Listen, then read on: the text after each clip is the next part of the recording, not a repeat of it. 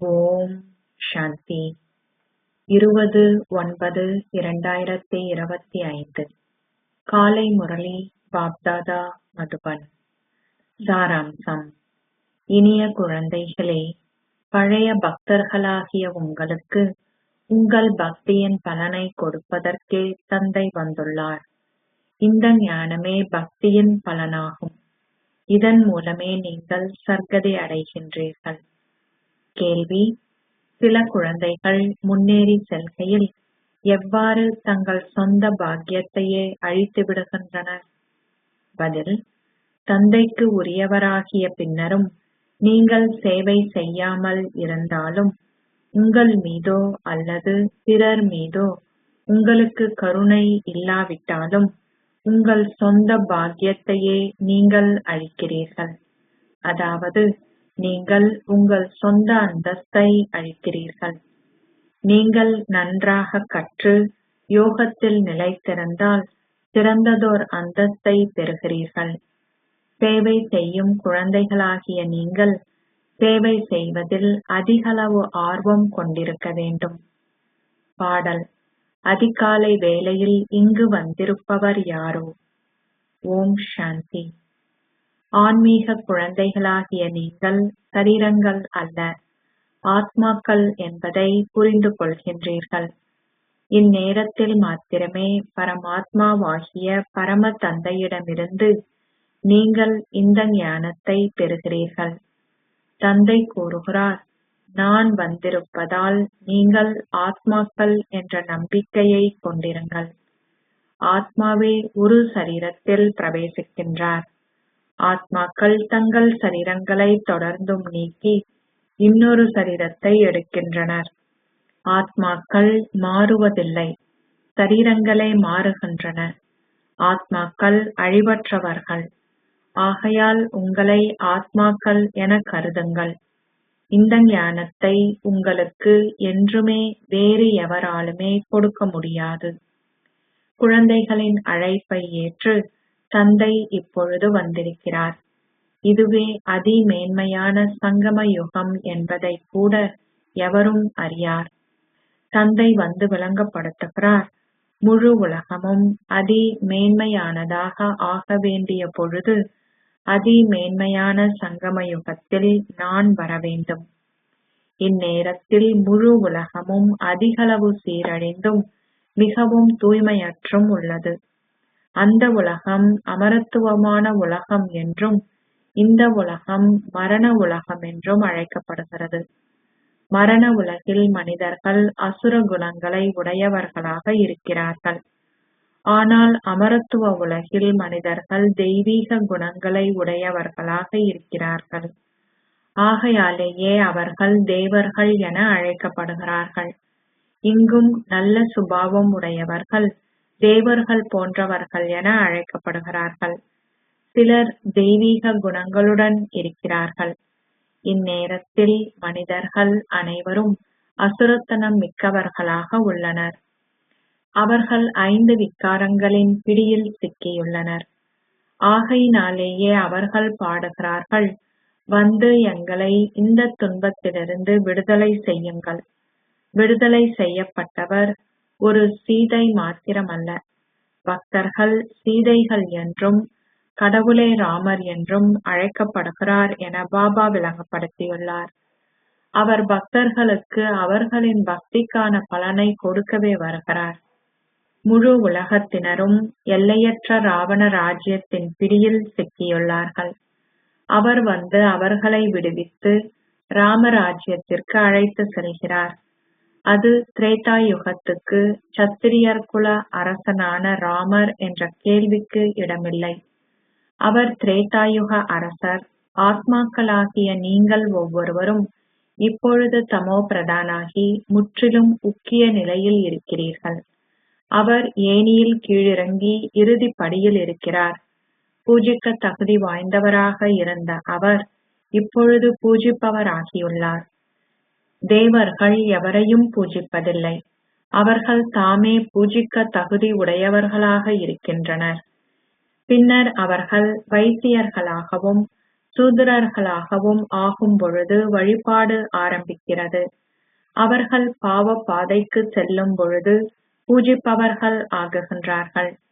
பூஜிப்பவர்கள் தேவர்களின் விக்கிரகங்களை வணங்குகிறார்கள்.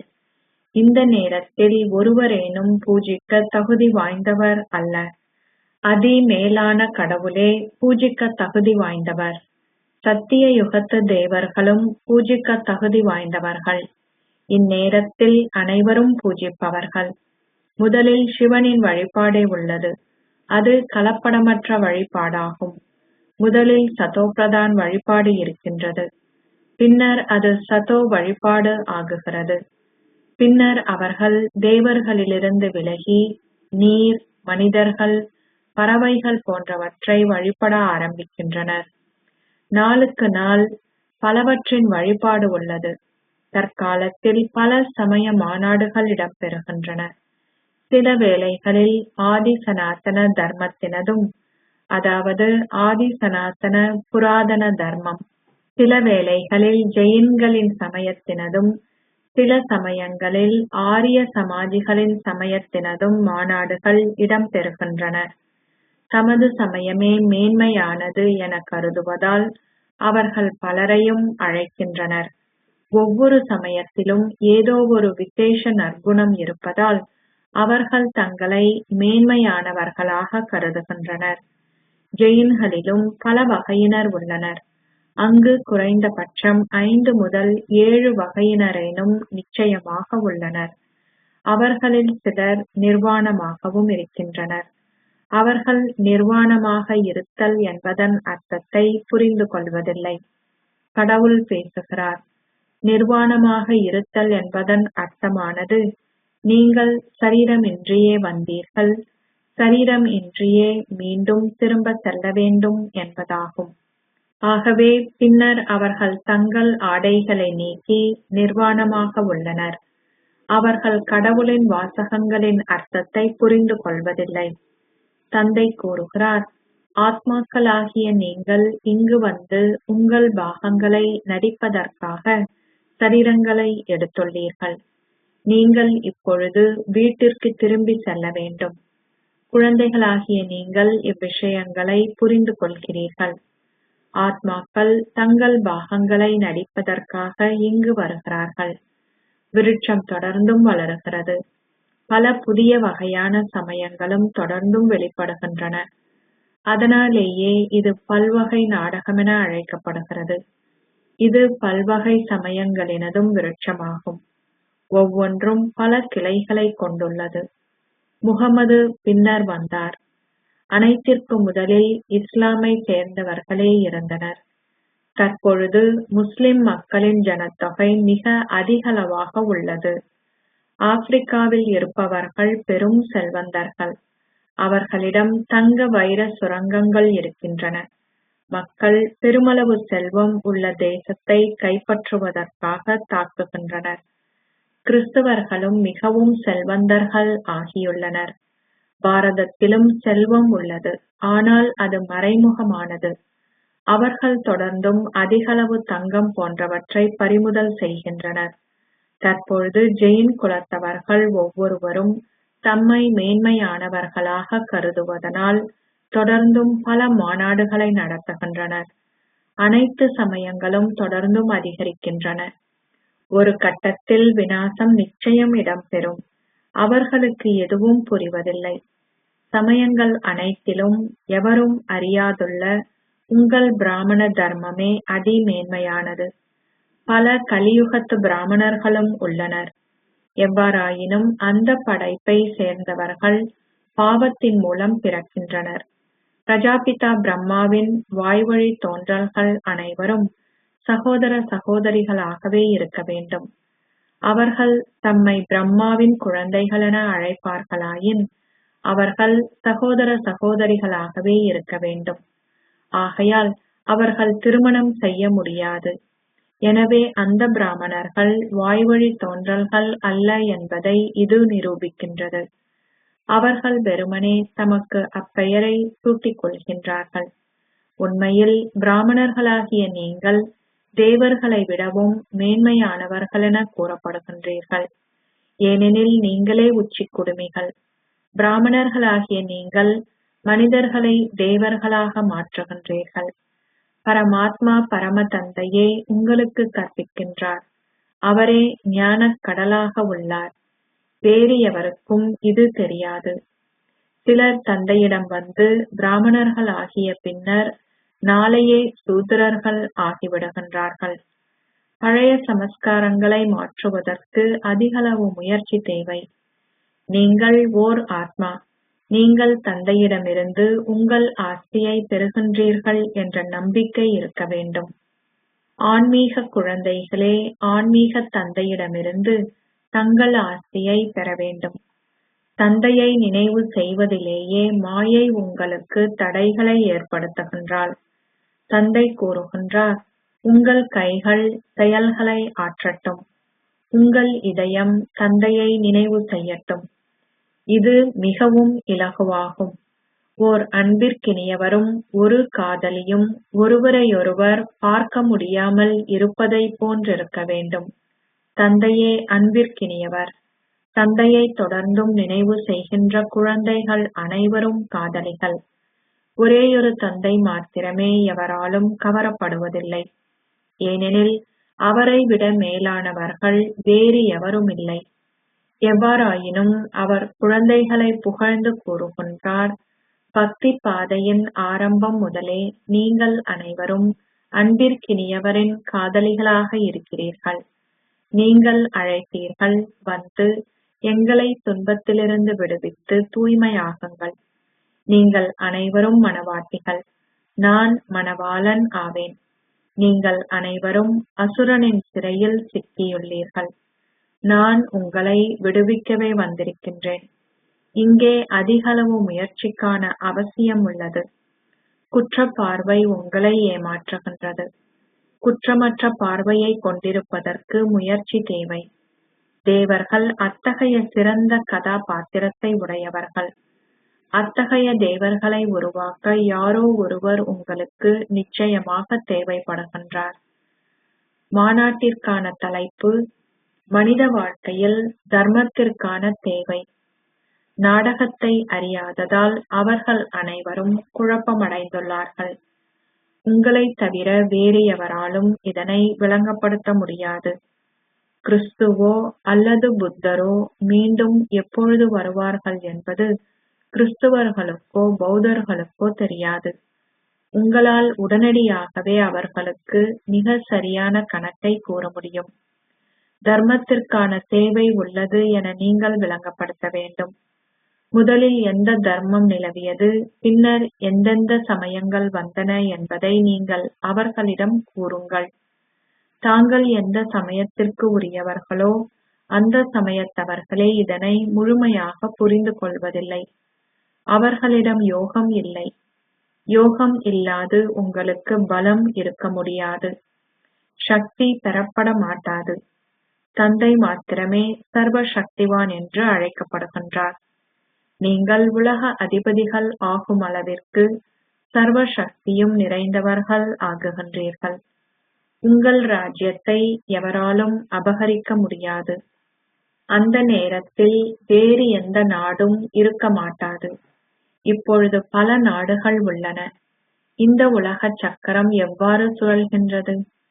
இது 5000 வருடங்களுக்கான சக்கரம். உலகத்தை உங்களால் அளவிட முடியாது. பூமியை உங்களால் அளவிட முடியும். கடலை அளவிட முடியாது. எவராலும் வானத்தின் அல்லது கடலின் முடிவை காண முடியாது. ஆகையால் தர்மத்திற்கான அத்தகையதொரு தேவை உள்ளது என விளங்கப்படுத்துங்கள். முழு சக்கரமும் சமயங்களின் அடிப்படையிலேயே உள்ளது. இது பல்வேறு சமயங்களை கொண்ட விருட்சமாகும். இவ்விருட்சம் படம் குருடர்களுக்கான கண்ணாடியை போன்றது. நீங்கள் இப்பொழுது சேவைக்காக வெளியில் செல்கின்றீர்கள். நாளடைவில் உங்கள் எண்ணிக்கை அதிகரிக்கின்றது. புயல் வீசும் பொழுது பல இலைகள் விழுகின்றன. வேறு சமயங்களில் புயல்கள் என்ற கேள்விக்கே இடமில்லை. அவர்கள் மேலிருந்து கீழே வர வேண்டும். இங்கே உங்கள் தர்மத்தின் ஸ்தாபனை மிகவும் அற்புதமானது. முதலில் வந்த பக்தர்களை மீண்டும் அவர்களை வீட்டிற்கு அழைத்து செல்வதன் மூலம் அவர்களின் பக்திக்கான பலனை கொடுப்பதற்கு கடவுள் வரவேண்டும். நீங்கள் அழைத்தீர்கள், ஆத்மாக்களாகிய எங்களை மீண்டும் எங்கள் வீட்டிற்கு அழைத்து செல்லுங்கள். தந்தை உங்கள் பாக்கியமான ஸ்வர்க ராஜ்யத்தை உங்களுக்கு கொடுக்கின்றார் என்பதை எவரும் அறியமாட்டார்கள். சந்நியாசிகளுக்கு சந்தோஷத்தில் நம்பிக்கை இருப்பதில்லை. அவர்கள் அனாதியான முக்தியையே விரும்புகின்றார்கள். அனாதியான முக்தி ஓர் ஆஸ்தி என்று அழைக்கப்பட மாட்டாது. சிவபாபாவும் தனது பாகத்தை நடிக்க வேண்டும்.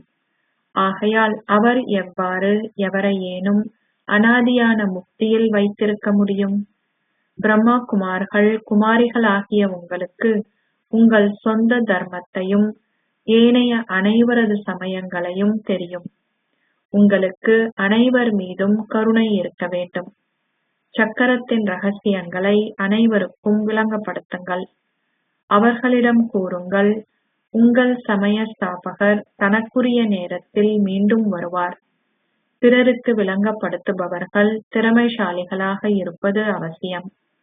அனைவருமே சதோ பிரதானாகி அதன் பின்னர் சதோ ரஜோ தமோ ஸ்திதிகளை கடந்து செல்ல வேண்டும் என உங்களால் விளங்கப்படுத்த முடியும். இப்பொழுது இது ராவண ராஜ்யம். தந்தை உங்களுக்கு கூறுவதே உண்மையான கீதையாகும். அசரீரியானவரே கடவுள் என்று அழைக்கப்படுகின்றார். ஆத்மாக்கள் தந்தையாகிய அசரீரியான கடவுளை அழைக்கின்றார்கள். ஆத்மாக்களாகிய நீங்களும் அங்கேயே வசிக்கின்றீர்கள். நீங்கள் பரமாத்மா என அழைக்கப்படுவதில்லை. ஒரேயொரு பரமாத்மாவே உள்ளார். அவரே அதி மேலான கடவுள். அதன் பின்னர் குழந்தைகளாகிய சகல ஆத்மாக்களும் உள்ளனர். அனைவருக்கும் சர்க்கதி அருள்பவர் ஒரேயொருவரே. அதன் பின்னர் தேவர்கள் உள்ளார்கள். அவர்கள் அனைவரிலும் ஸ்ரீ கிருஷ்ணரே முதலாம் இலக்கத்தவர். ஏனெனில் அவரது ஆத்மா சரீரம் இரண்டும் தூய்மையானவை. நீங்கள் சங்கம யுகத்தை சேர்ந்தவர்கள். உங்கள் வாழ்வுகள் பெருமதி வாய்ந்தவை. தேவர்களினுடையது அன்றி பிராமணர்களின் வாழ்வுகளே பெருமதி வாய்ந்தவை. தந்தை உங்களை தனது குழந்தைகளாக்கி பின்னர் உங்கள் மீது அதிகளவு முயற்சி செய்கின்றார். தேவர்கள் அந்தளவு முயற்சி செய்வதில்லை.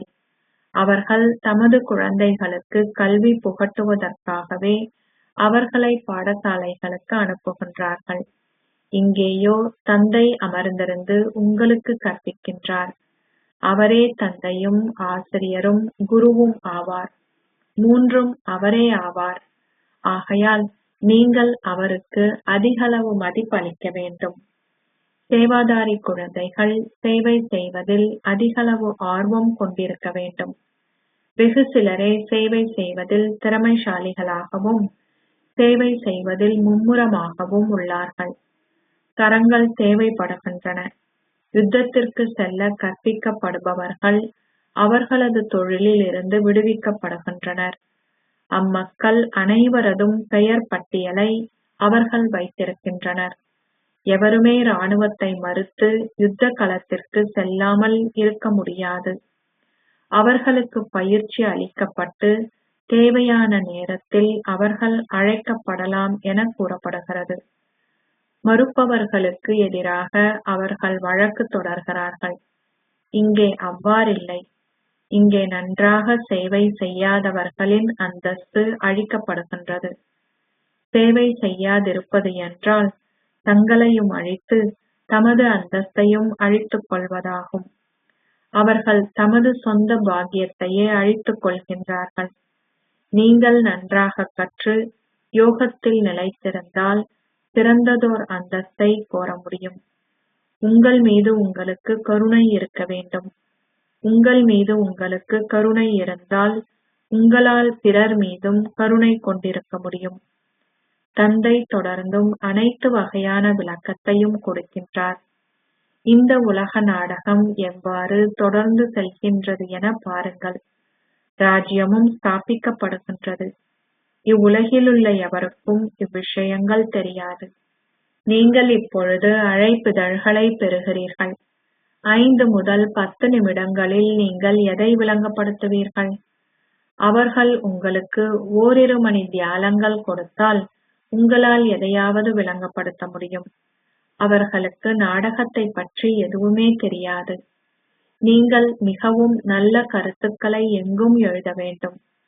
எவ்வாறாயினும் சில குழந்தைகள் இதனை செய்ய மறந்து விடுகின்றார்கள். தந்தையே படைப்பவர். அவர் குழந்தைகளாகிய உங்களை படைக்கின்றார். அவர் உங்களை தனக்கு உரியவர்கள் ஆக்கியுள்ளார். அவர் இயக்குனராகி உங்களுக்கு வழிகாட்டல்களை கொடுக்கின்றார். அவர் உங்களுக்கு ஸ்ரீமத்தை கொடுப்பதுடன் இந்த ஞானத்தையும் கொடுத்து செயலாற்றுகின்றார். இதுவே அவரது அதி மேலான செயலாகும். நாடகத்தில் நீங்கள் படைப்பவரையும் இயக்குனரையும் பிரதான நடிகரையும் அறியாதிருந்தால் உங்களால் என்ன பயன்? அச்சா, இனிமையிலும் இனிமையான அன்புக்குரிய, எப்போதோ தொலைந்து இப்போது கண்டுபிடிக்கப்பட்டிருக்கும் குழந்தைகளுக்கு உங்கள் தாய் தந்தையாக இருக்கும் பாப் தாதாவின் அன்பும் நினைவுகளும் காலை வந்தனங்களும். ஆன்மீக தந்தை ஆன்மீக குழந்தைகளுக்கு நமஸ்தே சொல்கிறார். ஆன்மீக குழந்தைகள் ஆன்மீக தந்தைக்கு நமஸ்தே சொல்கின்றனர். தாரணைக்கான சாராம்சம் 1. பெருமதிமிக்க இவ்வாழ்வில் உங்களுக்கு கற்பிக்கும் ஆசிரியர் மீது பெருமளவு மரியாதை கொண்டிருங்கள். இக்கல்வியில் மிகவும் திறமைசாலிகளாகி சேவை செய்வதில் மும்முரமாக இருங்கள். உங்கள் மீது கருணை கொண்டிருங்கள். 2. உங்களை சீர்திருத்துவதற்கு நாகரீகமானவர்கள் ஆகுங்கள். உங்கள் நடத்தையை சீராக்குங்கள்.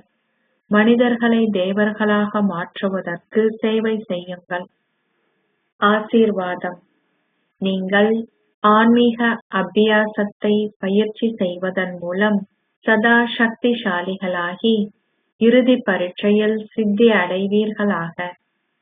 தற்சமயம் சரீரத்தின் நோய்கள் எல்லாவற்றையும் குணப்படுத்துவதற்காக தேகாபியாசத்தை கற்பிக்கிறார்கள். எனவே ஆத்மாவான உங்களை சக்திசாலிகள் ஆக்குவதற்கு ஆன்மீக அபியாசத்தை நீங்கள் பயிற்சி செய்ய வேண்டும். உங்களை சுற்றிலும் எவ்வளவில் சூழலில் குழப்பங்கள் இருந்தாலும் அந்த சத்தத்தின் மத்தியில் இருந்தவாறே நீங்கள் சத்தத்திற்கு அப்பால் ஸ்திரமாக இருப்பதை பயிற்சி செய்யுங்கள். நீங்கள் விரும்பும் இடத்தில் நீங்கள் விரும்பிய அளவு நேரத்திற்கு உங்களின் மனதை ஸ்திரப்படுத்துங்கள். அப்போது நீங்கள் சக்திசாலிகள் ஆகுவீர்கள். அதனால் இறுதி பரீட்சையில் சித்தி அடைவீர்கள். ஸ்லோகம். விகாரங்களின் அடிப்படையில் உள்ள எந்தவிதமான சுபாவம், சமஸ்காரங்கள், கர்மங்களை அர்ப்பணிப்பதே உங்களை அர்ப்பணிப்பதாகும். அவ்யக்த சமிக்கை. இப்போது அன்பெனும் அக்னியை ஏற்றி உங்கள் யோகத்தை எரிமலை ஆக்குங்கள். உங்களின் நினைவானது எரிமலை ஆகாதவரை விநாசத்தின் தீ ஜுவாலைகளும் தமது சம்பூர்ணமான எரிமலை வடிவத்தை எடுக்காது. அவை கொழுந்துவிட்டு எரியும், பின்னர் அணைந்துவிடும். ஏனென்றால் சில வேளைகளில் எரிமலை ரூபத்திலும் ஆதார மூர்த்திகளாகவும் உள்ள ஆத்மாக்கள் சதா எரிமலை ரூபமாக இருப்பதில்லை. இப்போது எரிமலை ரூபம் ஆகுவதற்கான திட சங்கற்பமான எண்ணத்தை கொண்டிருந்து உங்களின் மனம் மற்றும் புத்தியின் ஒருமுகப்படுத்தலை எங்கும் சக்தி வாய்ந்த யோக அதிர்வலைகளை பரப்புவதற்கு ஒன்று திரட்டிய முறையில் பயன்படுத்துங்கள். ஓம் சாந்தி.